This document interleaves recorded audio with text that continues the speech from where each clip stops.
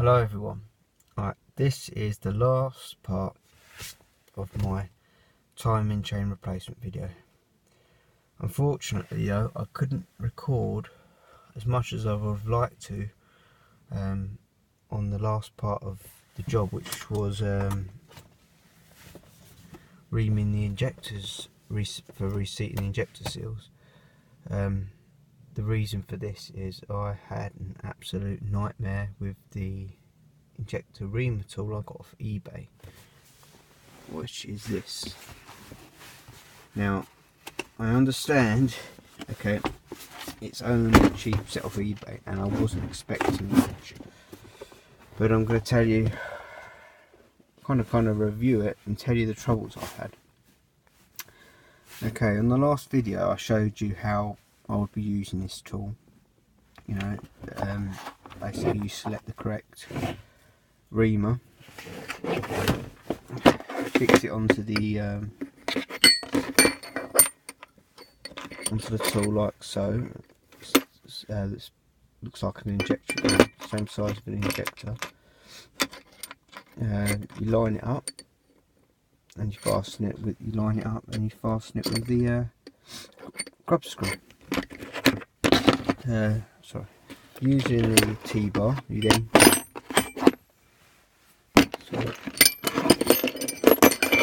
the T-bar on the end, and slowly, you don't have to apply any pressure, you wind the tool down, and it takes, not only does it ream the bottom first of all, well in my case, this is for the Delphi injectors, this adapter, and it reamed a very small part of the side wall, going about 20mm, going down right to the injector seat where the washer sits. Well, let me tell you, it takes a fair bit of effort to wind it down there. Obviously, being a reamer, you want to go in, do a bit of cutting, and you want to bring it back it off, maybe even take it out, clean it off, which I was doing regularly. And also, you know, it crossed my mind the fact that what if this grub screw went loose and I lost the tool down in the cylinder head where the injector sits? What would happen then? I'll be screwed. Well, with that in mind, I made sure every time I took it out, I was wiggling it and checking that the grub screw was tight. As you can see, the grub screw sits on this flat, tightens up on this flat, so it's nice and secure all the time. I've done 3 seated 3 injectors. I was on the last one, which was the worst one that had all the carbon build up, which was cylinder number 2, and it was taking a lot of effort. So anyway, on the way of winding it up, not down, no effort, I was winding it and bringing it up, all of a sudden it went loose. Tool came up, the tool stayed in the injector port. Yes, this little bugger took me 8 hours to figure a way of getting it out. It wasn't just sitting down in there, it was tight on the wall. Like I say, it's about 20mm wall, and this is it's a tight tolerance, interference tolerance. It's in there tight. So I had to figure a way. This is sitting in about 4 inches down inside the port injector. It was about approximately 5mm off the seat at the bottom. So how was I going to get it out? Well, I tried everything I could imagine. I tried, first of all, taps. Now, being tool steel is hard. It's hard. I could just about get a starter tap, leader tap, to just engage. And as I engaged, try to pull it up, but without twisting it, I couldn't get it to come up at all. Maybe a little bit, but you know, it didn't even bite in. I mean, this is the tool itself. You could barely see any marks. Little tiny scratches, but that's about it. Anyway, after a lot of trial and error, sleeping on it for a night, I thought, what if I could get a tool in, hook it, tool in down the middle, hook it from the bottom and draw it out. So from an old coach bolt, well, flange bolt, I ground the back down, the front down, keeping a lip on there, and grinding this back. Try not to grind too much that wasn't necessary, so I could get enough grip that it wouldn't break. Yeah, I think I've been very lucky. So I managed to get this. Sorry, this went down into the cylinder like this, hooked onto the bottom. Okay,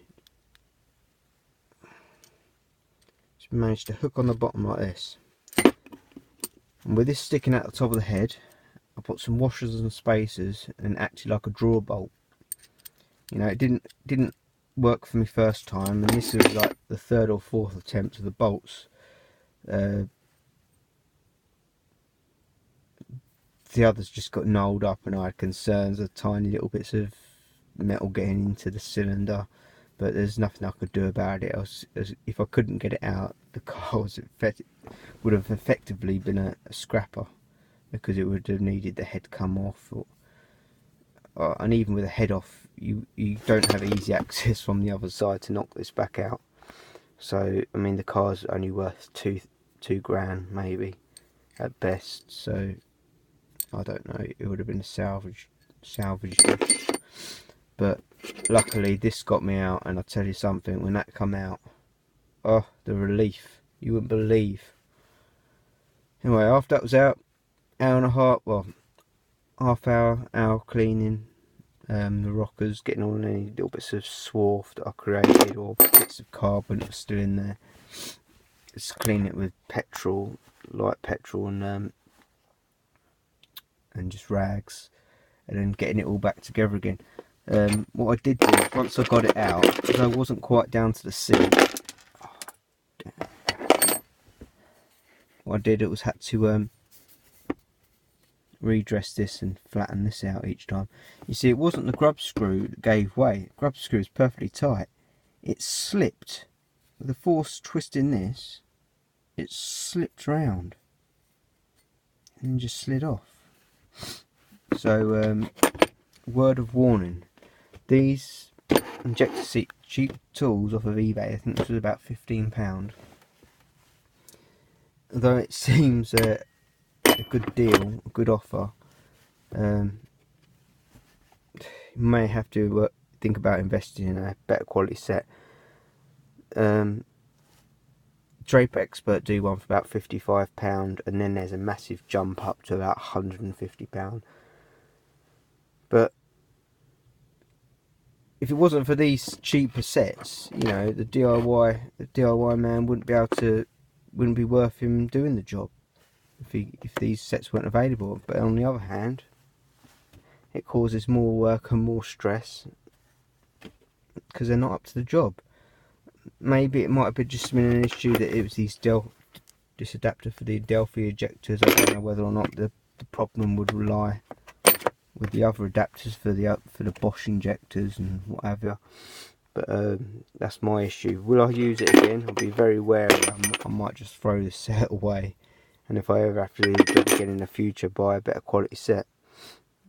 But it's one of them things you don't really want to spend a lot of money on, because you only really like to use it once or twice, you know.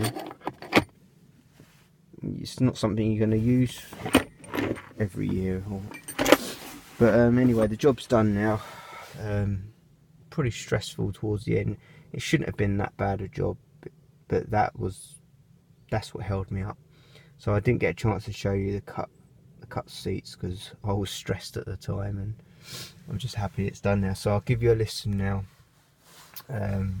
of the engine running now. So I've changed the chain, all smooth, no issues. Car feels like new because having a new chain.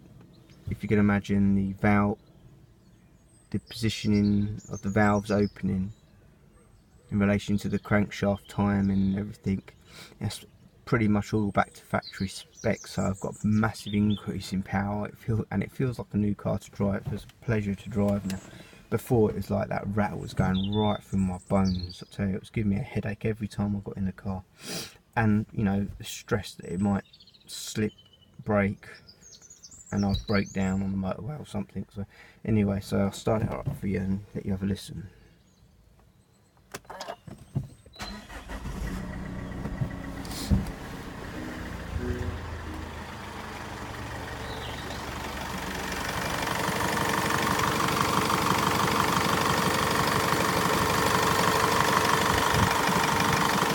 Okay, and there's no ticking noise anymore, tapping noise, all quiet.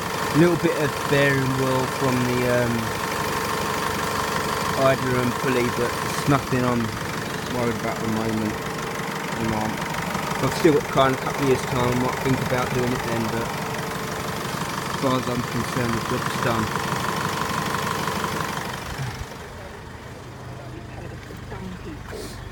You know, it's not a magic bullet, it doesn't work for everyone, but it helps a lot of people. So thanks for watching.